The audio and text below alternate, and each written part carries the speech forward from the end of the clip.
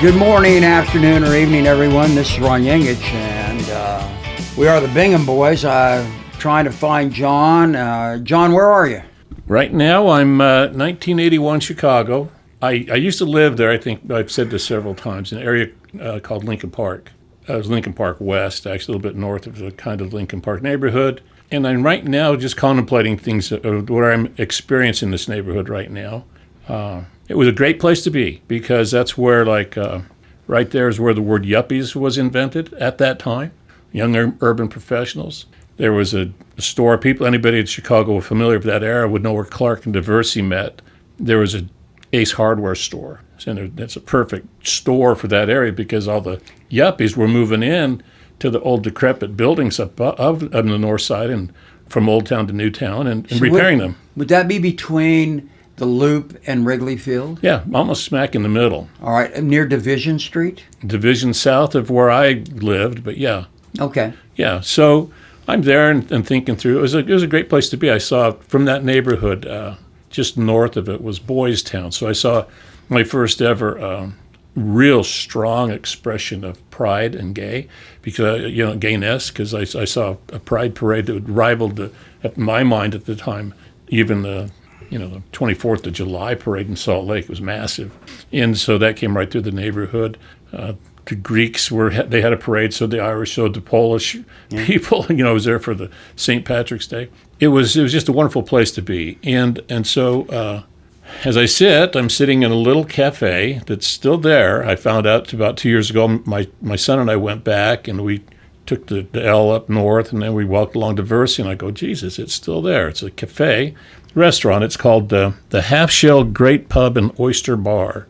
And it was there in 1981. It had opened. I didn't know this until I just looked at it to see if it was really still there, maybe 12 or so years prior.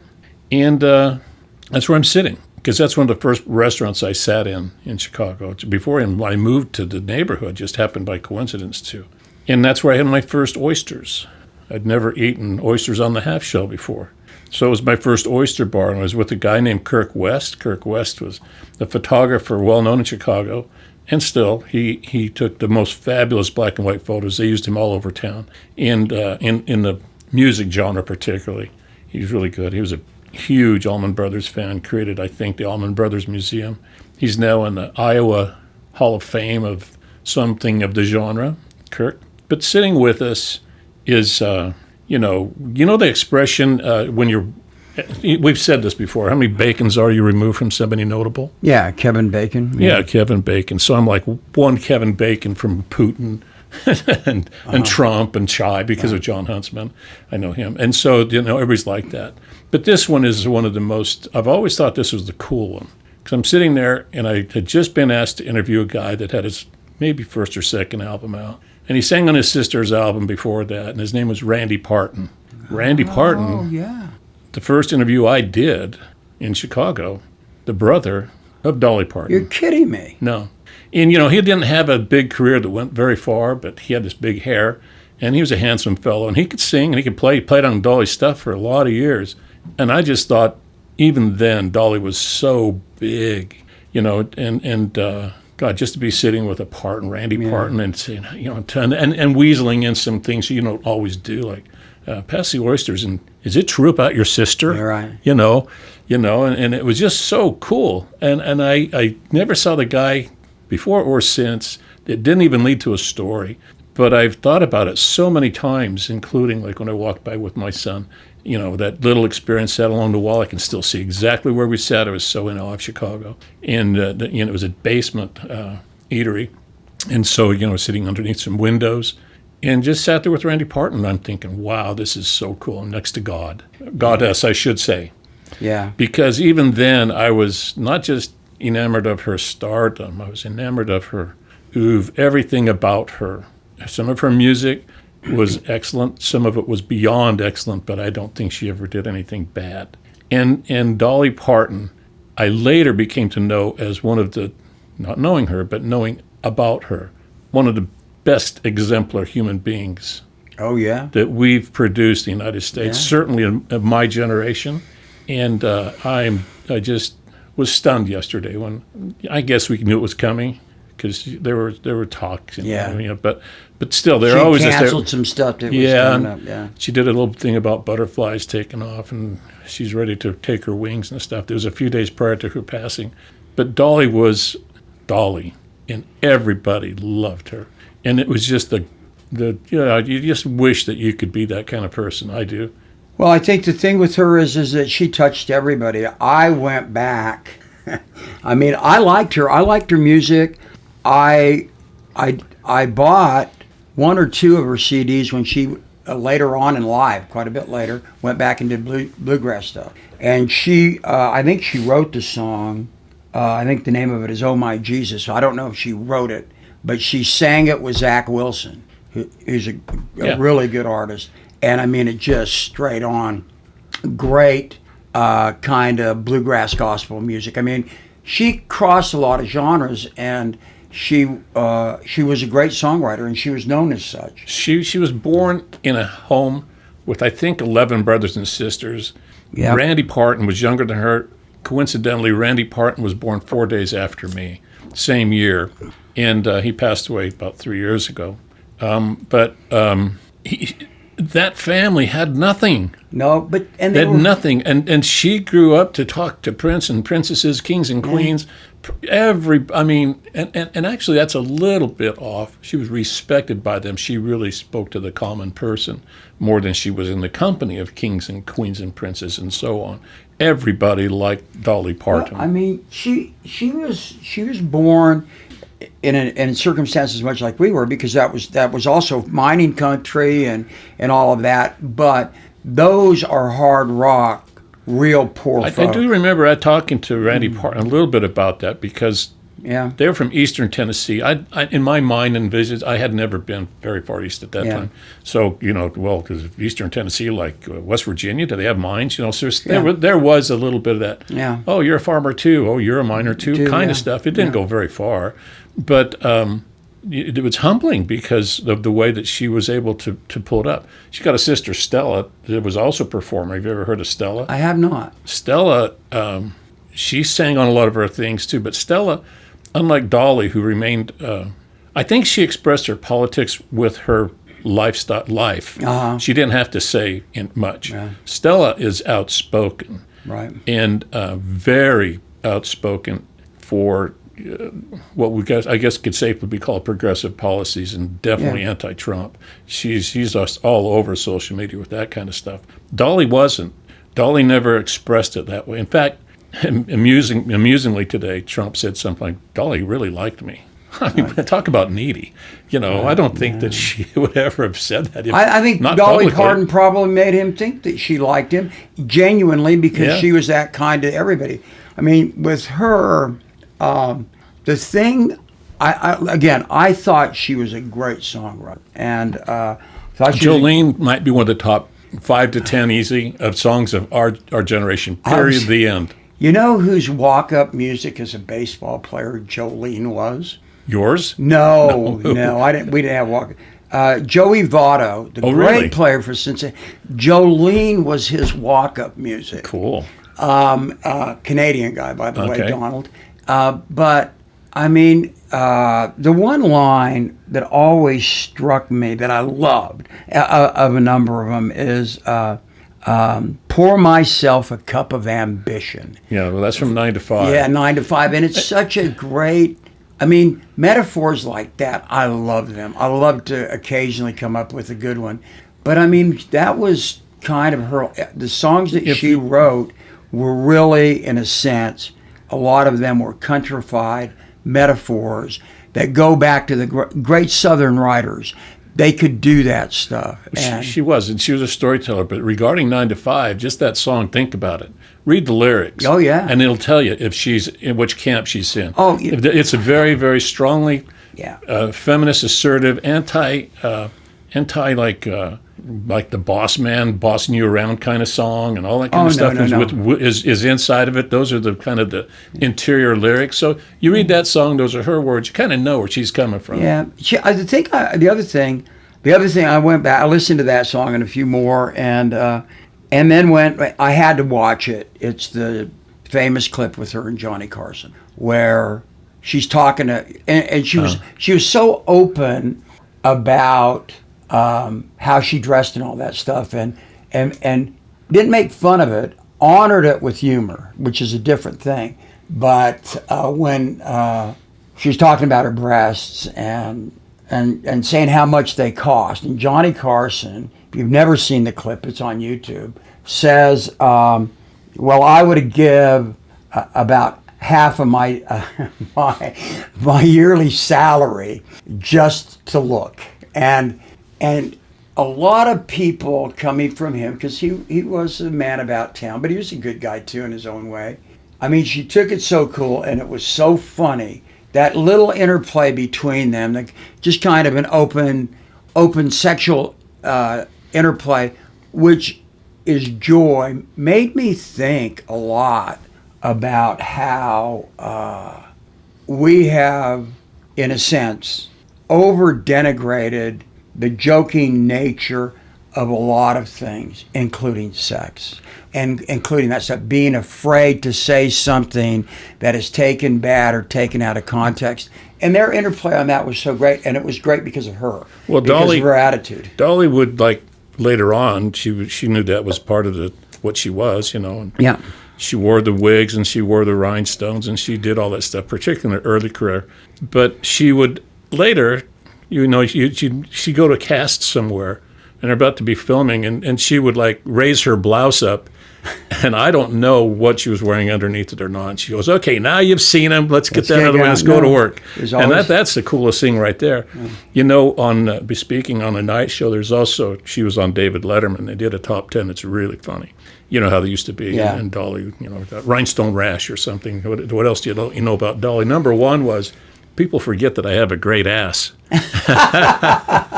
No, I mean, well, you can say that about yourself, right? And she got it, and she always had that big old smile, and then and not in any way except genuinely real. There is a true goodness from country people and hardworking people that, because of the politics of the post Watergate and Vietnam era, we've kind of lost. We put everybody in categories. I think I've said this before. I won't go on about it a lot. When I worked on I love working at the cruise at Kennecott. We've talked about that. When I worked on the crew building convenience stores in eastern or western Tennessee and eastern Kentucky, and I was with the guys. My bosses were tobacco farmers, and some kids from college, because a friend of mine I went to college with got me the job. It was his father's business. And just some other country guys. And we had a good time. It was a lot like Kennecott because there was a lot of things said, but the difference was they came out with some of the stuff that was said that was just so off the wall funny. And again, the euphemisms that were used that were known to them, like Joe Craven's. I've mentioned him before. Joe. He was a book of them. Yeah, and all of that, but you love it. And I went there. I went here. It's just simply a matter of going. This country used to understand that, and we didn't have to be divided into political camps. And as I thought about her, I thought, this is somebody that really could sit down with anybody and talk to them. But she not only could, she did. And she did, yeah. So, a couple things. Dolly, during the COVID, she out of her pocket, posted $1 million to the Moderna, the people that are building Moderna, vaccinating it. It was because of her. How many millions of lives were saved because she put that money up, her money up, to develop a reliable treatment, cure, whatever you want to call it, vaccine for COVID. She did. It wasn't my crony buddy. She didn't ask for anything for it, nothing. She and her institute for books, I forget the name of it. I want to kick myself in the ass. But 300 million, approximately, about that range of books given free worldwide through Dolly Parton. You know how she funded a lot of that? It was Dolly World. Yeah, you know how she paid for that? Dolly was doing okay, right? Right. You know what she was doing really, really okay? She wrote a song about the same time as Jolene, And Elvis Presley said, I've heard this story. I got to do this song. I've heard that story. And I knew this about Elvis. When I was writing for country music, people told me this shit happened all the time. And you would write a song, but the only way to get published is if you gave the artist half of the rights. Right. And so she said, no, I'm not going to do this. That's my song. And it wasn't an act of defiance. She liked Elvis. She wanted him to do it. But she said no. About not quite 20 years later, Whitney Houston did the song. Oh, yeah. I Will Always Love You. Yeah. And that is how she funded the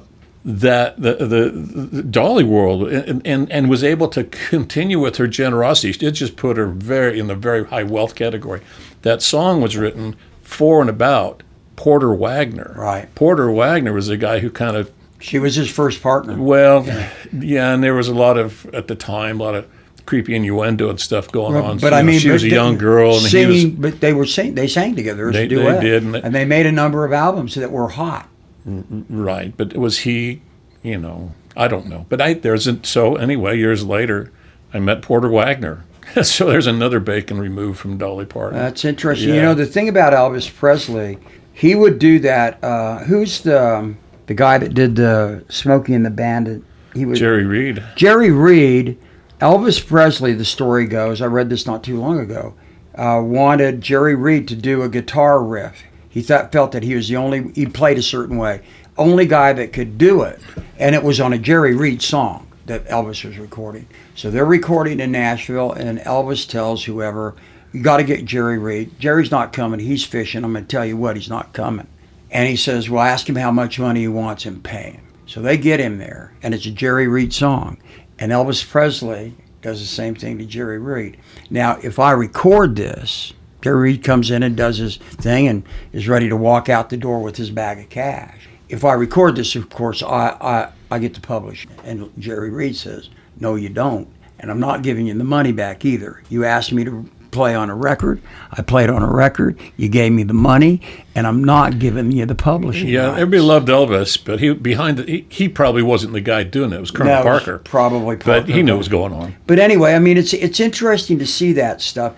And the story about that song is such a great story because she used it for the right purposes. She wasn't going to donate that money to elect Republicans like Elon Musk has promised, 120 million, billion, whatever. So he's not giving as much as last time? Oh, I don't know, but he said that's what he's going to spend so that Republicans get elected.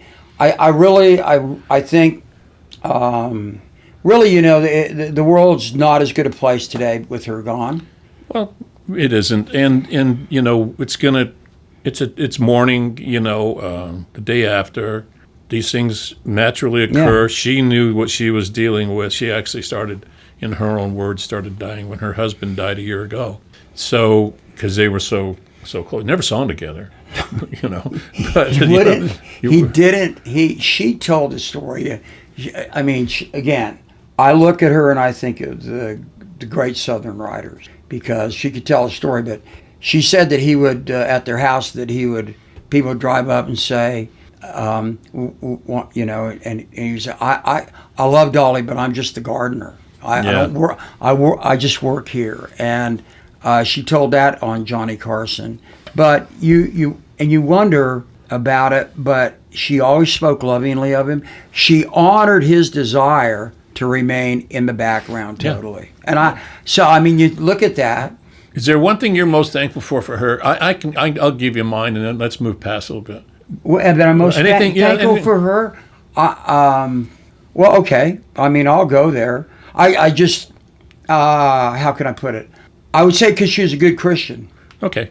That's a good measure. I'd say that she's a good harmonist because some of the best music I ever heard her do was later on when she trioed up with Emmylou Harris and Linda Ronstadt. Yeah. And the three of them sang some of the most beautiful pieces. And Alison Krauss. Those genres. She even sang. I posted the other day. I found it. I never heard it before. She sang live a version of Stairway to Heaven. No, I've got that. That's my Really? next note. Well, then go there. No, I'm just saying. Robert Plant gave her permission to change the lyrics so much. She said, well, of course, it's Dolly Parton. Well, I mean, have you heard? I mean, you've heard. Yeah. She does such a great rendition of that. And what is the line? I can't read my own writing as usual. You listen to that song and you go, we know the song. And that's Plant's song. That's Led Zeppelin's song. She sings it and you go, this is her song. I mean, when somebody can do a cover of something that famous in a little bit different way, and you go, God, that's your song now? And that is such a great song. Shades of Joe Cocker with a little help from my friends. Of course. So let me just say this and let's move off of it. Is that okay? I'm going to read I've something. got one other thing to say too. Go ahead. Well, I'm just saying, today is, she died yesterday. Today, comparing her, and not to compare, but to show that there are great people out there that are selfless. Today is the day that Mother Teresa of Calcutta was born. And I have a question for you. Okay. So she was born in 1910. Okay. Do you know where she was born? Calcutta. No. That's where she died. That's where she Oh, worked. well, okay. Mother And she was an Albanian citizen. Okay. This isn't. I don't know where she was born. Well, she was born Clue me in in. Just go, I mean, Macedonia. Really? Yeah, so she's kind of Greek. Kinda. That's Alexander the Greek's territory. I know. So I just thought you would like to know that. No, I didn't know that was where she was born. And but which Macedonia? The Greek Macedonia or the former Yugoslav Republic of Macedonia? No, I don't know. I that's think the way it's on maps in Greece. Yeah, I know. oftentimes. But no, I think she was born in Macedonia. But her family ended up living in Albania. But I thought you would like that. Yeah, it's cool. So another really good person. But now we can rest with Dolly Parton. May she rest in peace. Okay, here you go. This was a post that I thought was worthy on social media. Somebody posted it. Just starts with somebody on the threads. It says Dolly Parton, Donald Trump, both 80. One was born with nothing. One was born with everything. One lived a life defined by love, kindness, and generosity. One built his life around hate, revenge, and grievance. One could have become a billionaire, but chose to give millions away. One has amassed enormous wealth, while ordinary people struggle. One is adored, one is abhorred. One is mourned around the world, the other will be celebrated. Your choices in life matter, even after you're gone. That's great. Well, it's easy writing, compare and contrast. No, so it's like, well, there isn't anything more stark in America today than what happened yesterday, because that's black and white. That is. And it's not even, it doesn't have to say political, doesn't talk about who is what. That's pretty damn clear. And I don't detect any lies in there. No. And that's a pretty strong little statement, whoever this books and side eyes person is on threads. I have no idea. It just popped up, but it cleared it up. Makes perfect sense in it. It's a great segue, and we don't plan these things, folks, to our word of the day, our Greek word of the day. The word in English is pardon. Sounds like Parton. It does. And so, what is pardon in Greek? Well, it's one of those words I've never used. So I first thought it's probably like when you say pardon me, you would say in Greek signomi, pardon. And then there's a root verb and noun that comes after that. A word like sighoro is another way to say pardon. But I looked it up. I had to. I just don't use it that way. When you say like President Trump pardoned the rioters of the January 6th attack on the United States Capitol and the democracy itself and everything else you want to say about it, because it was. These weren't paraders. No. Okay. He pardoned them. The word is hari. Haris from haris, hari. So the hari, I don't know how to use it exactly in a sentence. I don't have it here, but it was part of that sighoro. It's hara. It's that same kind of verb ending or root ending of a word. Hara. Hari. So, I mean, the word pardon actually comes from that we use it in the way of in the Constitution pardoning someone. Actually, does come from French, and pardon. You can say pardon, and really, what it means is excuse me. That's really where we're at. But excuse me. But it kind of comes out of the idea that you're being given remission for something that you've done in the past, and that's where it is in Latin. In Latin, the word is accusatio, and so and that is a religious word, really. And the other way of saying pardon in Latin is to say to venion do. So I give you. I forgive your venial sins. Okay, so in Latin, it truly does have something to do with the religious aspect of it, and that we have transferred that because of historical reasons to what we mean there. And it is a word that I did know, a phrase I did know in Croatian, oprostiti. I'm sorry. Don't oppose me. Don't be angry at me. But it's a great word. Do you use the phrase "pardon me," or do you say "excuse me" or "I'm sorry," or what do you do? When I'm depends on where I'm at. Excuse me or pardon me. We've kind of been they're exchangeable. If I want it more courteous, pardon me. Okay. If excuse me, I'm trying to get through here. People do that in grocery stores. Pardon me. I'm quietly going to go light a candle somewhere. But that's I like that, because as I was thinking about it, pardon me is more of I really mean it. I mean, pardon me, I'm sorry. And I kind of like that. So as we went back and we looked at this, I thought of the word and told you. That was interesting to me to find out about the Latin aspect of it, and also the idea, in a sense, that to me that feels like a better way to say I'm sorry or whatever. Yeah, a lot of words in all of our languages require the attention to who you're speaking to. Context. A polite way of speaking, a more street cordial way of speaking than one of respect. Greek's full of that kind of stuff. Yeah. By changing the ending of a word. So with that, I wanted to ask you about how you're feeling now that you're out of the oyster bar. My first oysters that I ever tasted were in Houston, Texas, with Joseph Fratto Jr. when we were down at the National Criminal Defense College together. I'd never tasted them before. I was unlikely to taste them. Boy, these had nice little strings of horseradish. Yeah, and he was lemon. on it was me. All there. He was all over me and threatened to tell everybody that I was a chicken. And so I did, and then I love oysters. I fell in love with them. It's the rare day, but somebody once a year dies of an oyster. Well, I've often said I like them. I do too, but. And of course, there are certain fish restaurants that you go to. Market Street they were always good, but I'm not going to eat oysters at the 7-Eleven, or anything like that. And the guys that do how many oysters can you eat in 30 minutes? They're going to try to kill themselves. So, Ontario's in the news again. Yeah, I've been to Ontario, Toronto, and lovely town. I love Ontario. Danforth Street is a Greek street, and by the way, speaking of northern Greece. Different regions of the country get all kinds of different pockets of Greeks different around. There's a lot of Cretans here, for example, in Ontario on Danforth Street. A lot of northern Greeks, a lot of the Macedonian up north Greeks, and the dining there is excellent because their foods are excellent. Well, I've never been to Toronto. I want to go, and I want to go for the ethnic neighborhoods. There's a great Italian area there that they film part of Moonstruck in that area. Yeah, well, I like Toronto.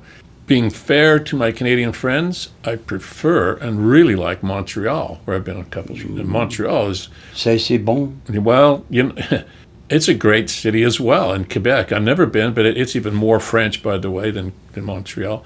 When I was there in 97, I don't know, a couple of times, it was whenever the separatists were kind of taking their thing. So a lot of people were fleeing Montreal because the French were going, hey, that's the way it's going to be. And they only won by 1% to keep Canada intact because they almost seceded the territory, whatever it is, province of Quebec. And God, they would piss you off because you'd get in a cab and the cab wouldn't go anywhere. You'd just sit there. And if you didn't say in French where you're going, he wouldn't start Wouldn't the engine. take it? No way. If you stood there, you paid a bill, you left your dollars before, advent of the way we exchange currency now, you might not get your change back unless you said parlez-vous or whatever, It was tense.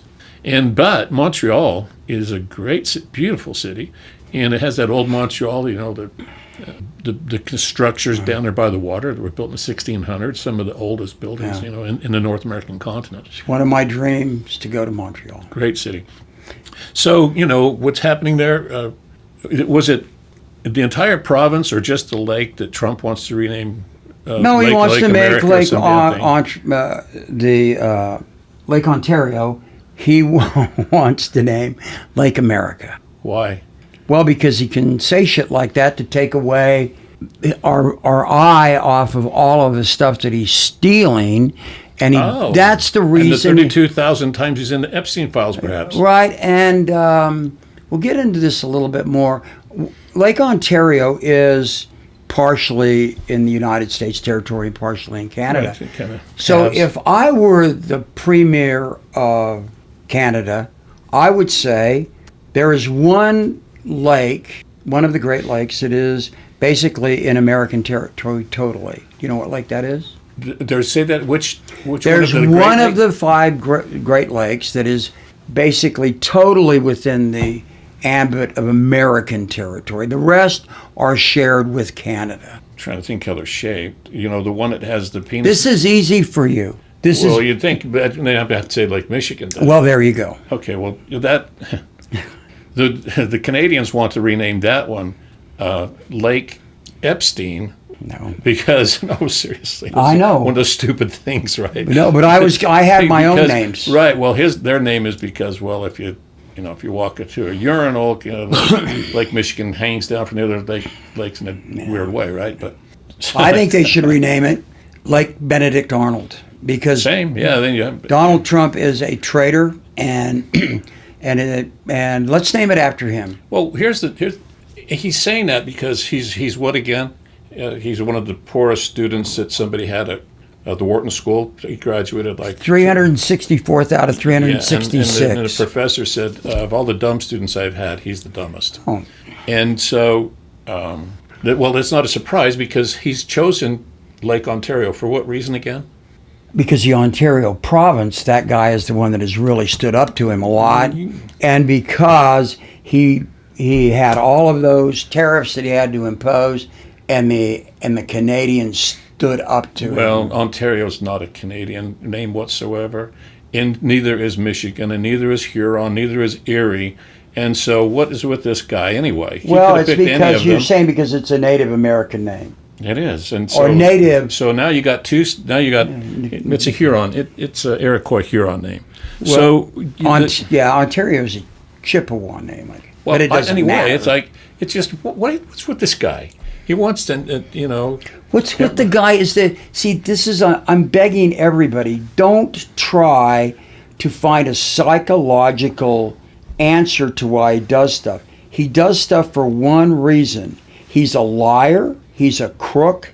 He wants to divert attention. He's realized under the tutelage of Roy Cohn, if you take people's eye off the ball and you have enough people talking about it, they're not going to think of what you're stealing. They're not going to think about what you have done. And let's face it, have you heard the Epstein files mentioned lately? No. We don't hear about it anymore. We hear about the young broad, and I use that term. I know it's a pejorative term in a way, but that's what she is, that's in the White House with him. We hear about their relationship or non-relationship. We hear about Lake Ontario. We hear about all of these other things that he throws out there, and his people do. He doesn't care whether Lindsey Graham's sister gets that election or not. He knew it would cause a lot of attention, and once again, people would be focused on it. He's a liar and he's a thief. If he rose to his highest level of ability, he would be a 3-card Monte player in Brooklyn. Well, it's even one thing to do this, it's embarrassingly wrong to just change names like that so wantonly. You mean the Trump Center for the Performing Arts? That's sort of, yeah. So that, but, and the lakes and the streets, and they want to name a boulevard after me, and Trump this, Trump that, puts it on every tower, all over Trump. Okay, you're riding on the crest of other people's construction. You're riding on the crest of other people's success, other people's ideas, moral base, everything about it. And you stick your name on it like you have some entitlement to it. Even to the point like I should just give myself the Medal of Honor. You know, what? Okay, what? And picturing himself with George Washington and these stupid-ass AI memes that probably Natalie Harp is creating, by the way.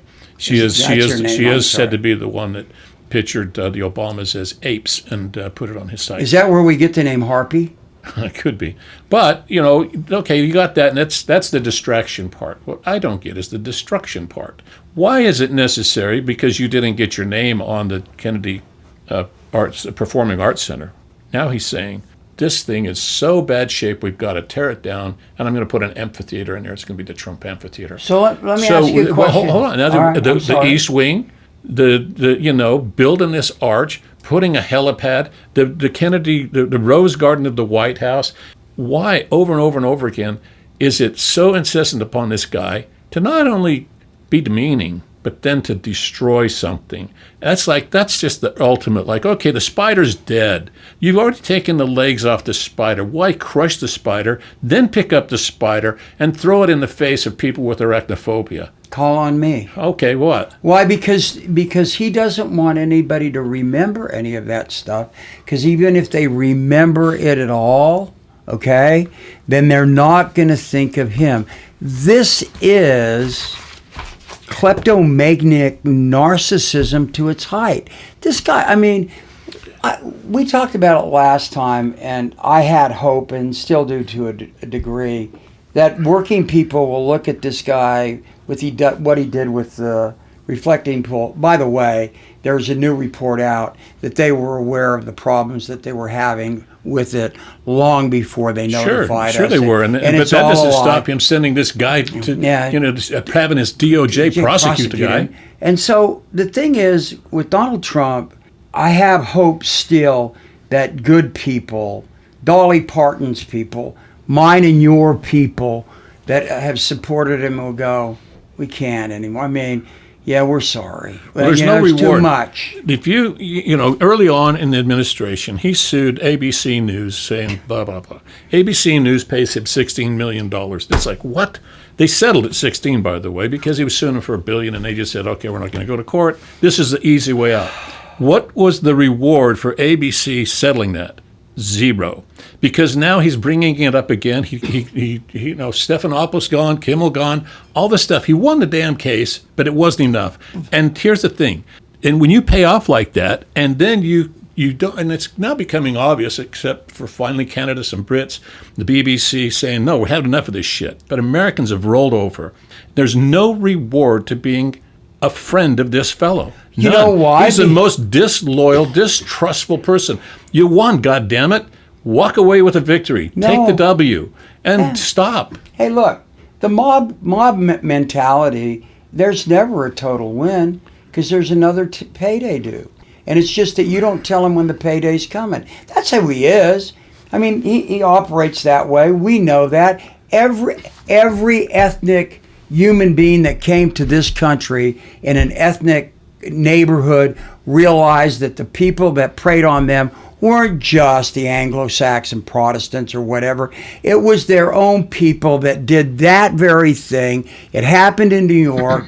Trump is aware of it. Cohn represented him. His dad was part of it and all of that. There's never an end payday with people like Donald Trump. And so ABC News and the people that own that company and the others, the law firms that did all of that, they should be out of business. They should. They should be totally out of business. Right. They enabled the son of a bitch.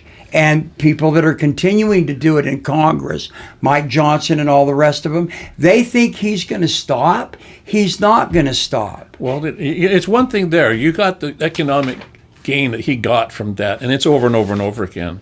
you would know more than me because you study law, but I don't think the guy's ever won a case in court. I think he's settled out of court. Doesn't matter whether he did or not. No, but I'm just saying, when cheated. he says exactly, but when he says he's got all this precedent and stuff, it's not that. It's about being willfully able to just cudgel people, beat them to shit, or threaten them with some kind, worse than ever, and they give up. I get that on the economic side because they're going like, we got stockholders, and I'm not defending it.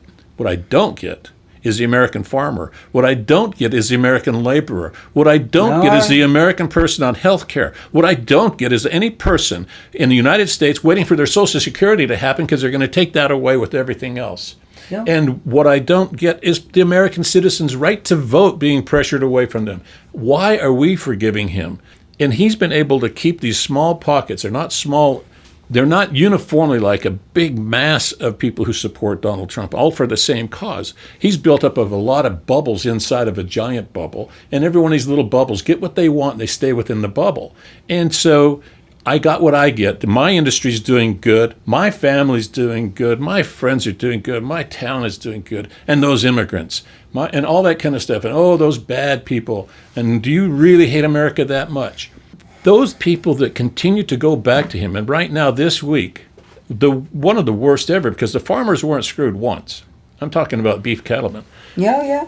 Not once. He paid $20 billion already to Argentina before last week. And now he's saying he's going to bring in 300 million pounds of beef to lower the prices because that's going to lower the tariffs, or apparently at the same time. But he's also the guy that said tariffs don't increase prices. Right. Which way do you want it? But Americans go, he's doing something. That's what I like, as a guy who does something. What, do you like getting hit over the head? I think, like most people, I'm not going to defend people that have supported Trump over and over again. I think a lot of people don't understand. I don't understand the rudiments of hedge funds. I don't understand how pork belly futures work. I think most people don't. They want somebody to tell them something good, okay? And they bought into it, and they keep saying the same thing. It's a fact. We can call people stupid. Certainly, I'm stupid on some things. But the fact of the matter is it's people that have hope that they've got somebody that has their interest. And I won't go into my old mantra. I think the Democratic Party let a lot of those people go because they stopped fucking talking to them. They did. They let them walk. And so this guy at least is saying what they want to hear. They may not get anything, but he's at least saying what they want to hear. It's all a sham. He's a liar. He's cheated working people out of everything every day. And to this moment, it's August 26, 2026. The election is what? September, October, November. We're about 95 days away from the election. I don't know what the Democratic Party platform is. I don't have an idea. Right. I know what I would first come out and say this. Ladies and gentlemen, our first a part of our platform is that we will reclaim all of the money that Donald Trump has stolen.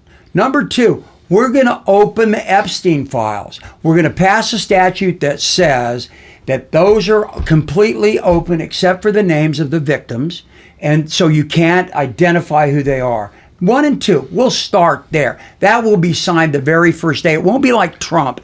And we're also going to go from there through his tariffs, and we're going to meet in Congress, in the House and the Senate, and we're going to vote on this stuff. We're finally going to get an up and down vote. We are not going to rule by executive order. Those days are over because it gives people like him too much power. Let's start there. We haven't heard nothing from the Democrats Party. aren't, you're right. And that's why, and so that's why people are going with the Democrat Socialist Party, part of the party. It's a wing of the party, I suppose, right? So, because they're at least speaking up. And by the way, they're winning over and over and over again. Well, they're winning primaries, and so we'll have to see. Well, the Tea Party movement started the same way in the Republican Party. Okay. So it can happen. It can happen. But here's what you need to know. You said you don't know anything about pork bellies, right? Yeah. Okay. Here's again. How many times in a year's time we've been doing this? I said we didn't need a scorecard. Everything that we do in America centers around what the stock market did today. That kind of stuff. Commodities are up. Like, those are the only people who matter. The other day, I don't even know his last name, the fellow running for Senate in Michigan. Abdul is his first name. Yeah. El Sayed or something like very, that. Very articulate. He was on Jesse Waters, guy. and he said it really clear. Hey, you're talking about this nonsense stuff, asking me questions that don't really matter. But and Waters was saying, but you're against these billionaires. And Waters said, billionaires, they're not the laborers I'm talking to. They made money off their money, not off creating jobs and all that kind of stuff. And that's what happens with these high end of people with tremendous wealth. It's on a gambling game. I worked in Nevada. I know the game can be cheated. And here's how you cheat it. And this is all you need to know about commodities, Ron. A guy in the presidential seat can take $100,000 from how many people, he's doing it, that are Wall Street people, and he lets them know before he makes an announcement that we're going to take beef from Argentina, going to bomb Venezuela, going to do this and that and the other. Those people go in and make their bets, and then 2 hours later they come back and they go, wow, I made a lot of money off that. That wealth creation is cheating, and we're letting it happen. And that is what I hope when you say, well, on first day if the Democrats win, I think it's a big if because we don't know if we're freaking going to vote the same way, because that somehow became a problem, all 26 votes nationwide that were ever wrong, a non-citizen or dead person voting. Somehow that became a big... It became a big deal because, again, switching the conversation from the truth. And, okay, so I get what you're saying about pork bellies, and I agree.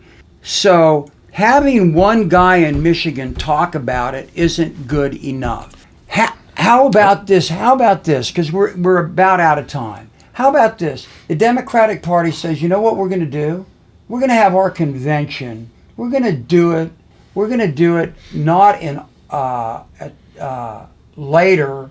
We're going to do one for these midterm elections, and we're going to do it on October 1st. The people that are Democrats, we're going to meet, and we're going to meet in the center of the country, and we're going to have a convention, and we're going to talk about this stuff publicly together. And we can disagree and we can deal with it. And we're not just going to shovel money to James Carville, God bless him, and people like him to put out who we are. We're going to show who we are at a convention. They can do it. There's nothing that says you can't. We're going to do it. We're going to disagree. We're going to fight amongst ourselves. We're going to do it publicly. And then we're going to tell the American people, this is what we want to do. This is it. Well, why not that instead of, I got one today. Ron, we really need you this year. It's an email. We really need you. We really need your money because Trump this and Trump that. How about you guys saying, this is what we're going to do? Could you do it? Could you do it? The country's in extremis. We're in the hospital. How about doing something? Then we get back to those people that have bought into Trump because he tells them what he's going to do. In their heart, they know he's not going to, but he's at least saying it, that we maybe can have something to speak about. Because I don't know what any Democratic politician really believes in. I don't. I know what Trump believes in, stealing. Right. And you could have said the same thing to me before Trump. What do Republicans believe in? I think that political debate like this is really circular. And, it's been the territory of orators and handsome men and stuff like that can win people over on appearances and all that kind of stuff. That was pre-Trump. Trump proved that you don't need all that. You just need boldness or whatever. And again, the same thing. Here's a guy that has certain characteristics that had he channeled them in a different way would have been something special. And he's instead of working for the betterment of all of us, it's all about Don Jr., Ivana, all of it. And what a surprise. Turning our back on our allies everywhere. Last week was South Korea. We're not going to do that war game thing anymore because this guy's a friend of mine. This guy, what friend of yours could be possible true? And he said, yeah, you are a friend of mine. And 2 days later, he pressed a button to do his own test to challenge South Korea. In a world where we disavow Canada and support North Korea, we are really upside down. No, we've turned it upside down. You're right. And I'll go back again I'll go back and where are the Democrats? What do we want? What are we pulling for? Are you willing to come out and say we're supporting Ukraine against Russia, and we're going to investigate what the relationship of Vladimir Putin and Donald Trump was? We're going to do that. Is all right, but we support Ukraine. Put that on the list of things we support. We support NATO. Yeah, it's good that everybody pay their fair share, but you can't pay your fair share if you don't have any money. America's going to be there because we've got to stop Putin, and we've got to stop China. We need the Southeast Asian Treaty again. We need to be able to do that. We need to find out who our trade partners are that are willing to forgive us for what Trump did. We want to do that. Again, I listen to. I read Substack and listen to stuff on my Audible and watch YouTube.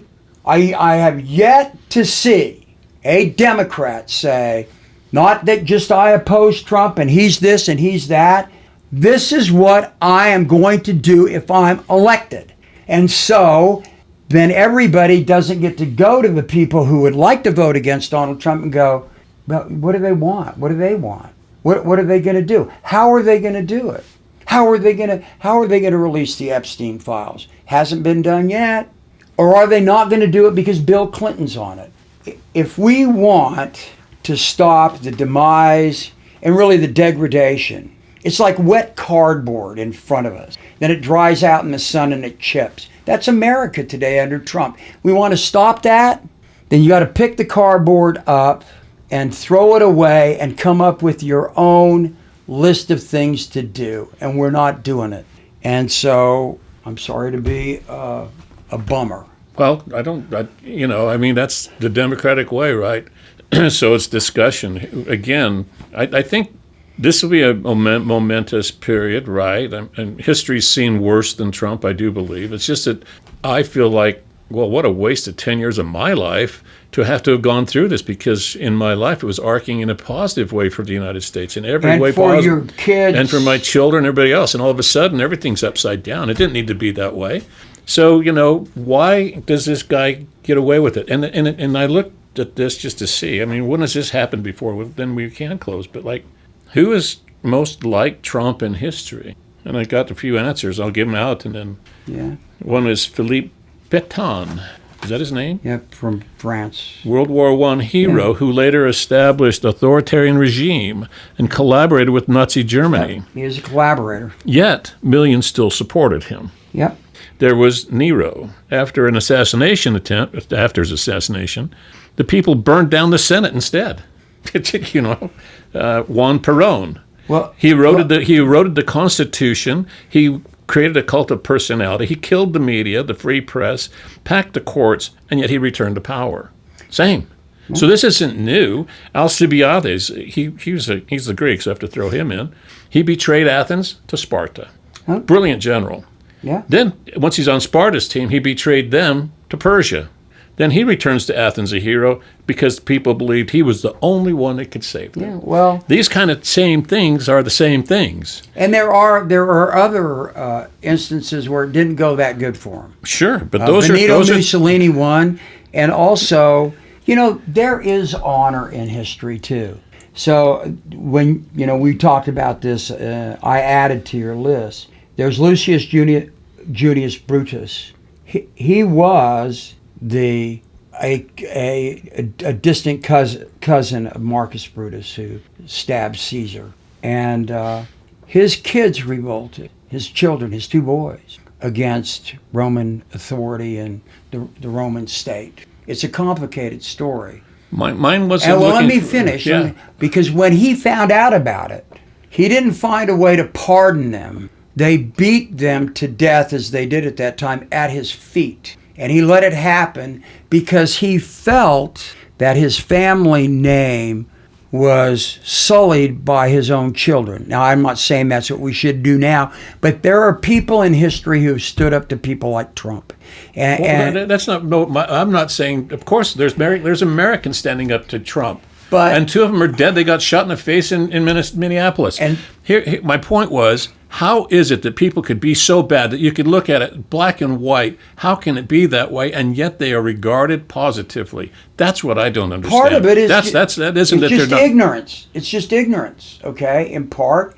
And there are people who like strong men, strong women, leaders. And when you talk strong, they think that means you're a leader. We know that's not true. No, we dropped all those bombs, and 2 days after we dropped the bombs in Iran, everybody that right-wing media was full of, we've killed them, they're dead, they're gone, they don't have no Navy, no Army. 6 months later, they do.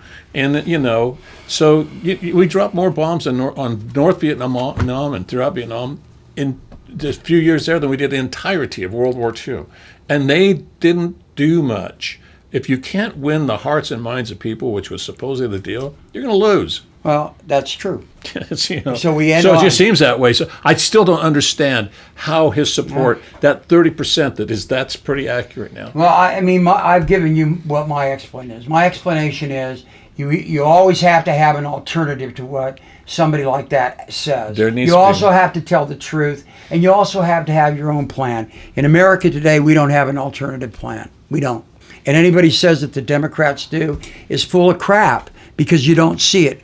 Go on. The Democrats don't have it.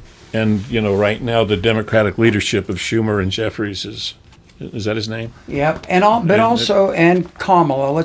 She's still in the background. I don't go there on. That's no Kamala to me. That's history. I wouldn't bring up. She's in history because she's indicated that she's going to run again. Let her. Then she can state it, and then let her do it. That's the way we are. But, the other two guys that are there now, head of the Senate, head of the House, that are in the position, acquiesce every chance they can and come back with soft messages, I'm going to give you that. See, I'm giving you one, and we're going to end. So I'm going to give you one, too. Don't give me one. I love you, too, man. And remember, don't ever forget it. And tell Father Macarius, Mother Teresa is a Greek. I'll have to ask him about that. She's from the region. She was born there. God bless you, everybody. Right. Be safe.